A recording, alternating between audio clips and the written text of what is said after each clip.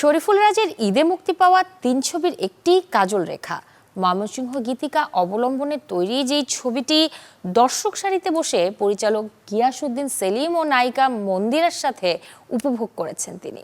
জানা গেছে দর্শক আগ্রহ থাকায় নাকি দ্বিতীয় সপ্তাহে বাড়তে পারে কাজল রেখার হল সংখ্যা।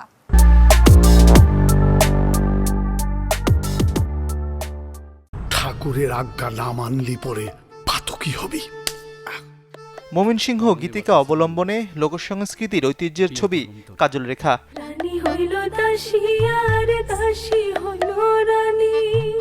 যেখানে উঠে এসেছে ৪০০ বছর আগের প্রেক্ষাপট। রোজার ঈদ ও পহেলা বৈশাখ উপলক্ষে মুক্তি পেয়েছে গুণী পরিচালক গিয়াসউদ্দিন সেলিমের সিনেমা কাজল রেখা।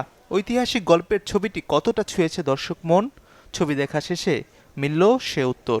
কাজল রেখা মুভিটি খুব ভালো লেগেছে। শরীফুল রাজ এবং মন্দিরা চক্রবর্তী দুজনের অভিনয় অনেক সুন্দর, অসম্ভব ভালো, সিনেমাটোগ্রাফি এক্সিলেন্ট, অভিনয় এক্সিলেন্ট, সব কিছু অসম্ভব ভালো লাগছে। লোকগীতি নিয়ে এগুলা নিয়ে যে ছবি করা, এটা সবাই সাহস করবে না।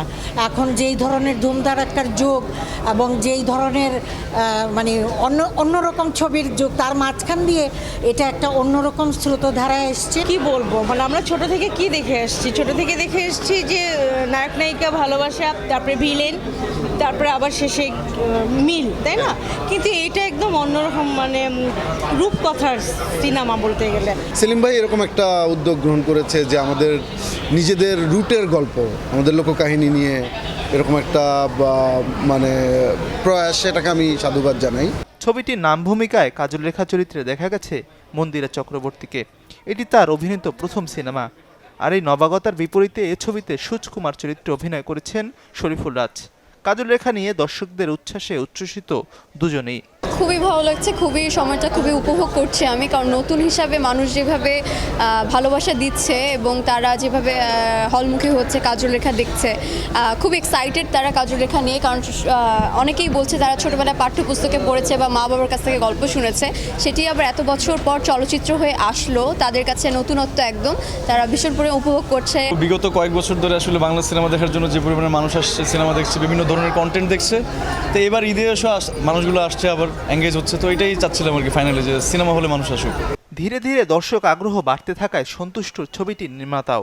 প্রথম দিন থেকে আমাদের দ্বিতীয় দিনের দর্শক বেশি, দ্বিতীয় দিন থেকে তৃতীয় দিনের দর্শক বেশি, তৃতীয় দিন থেকে চতুর্থ দিনের দর্শক বেশি, চতুর্থ দিন থেকে আজকে পঞ্চম দিনের দর্শক বেশি। দর্শক আগ্রহে আসছে সপ্তাহে সিনেমাটির হল সংখ্যা বাড়বে বলে প্রত্যাশা শিল্পী নির্মাতাদের। মাঝহারুল ইসলাম তামিম, চ্যানেল 24, ঢাকা।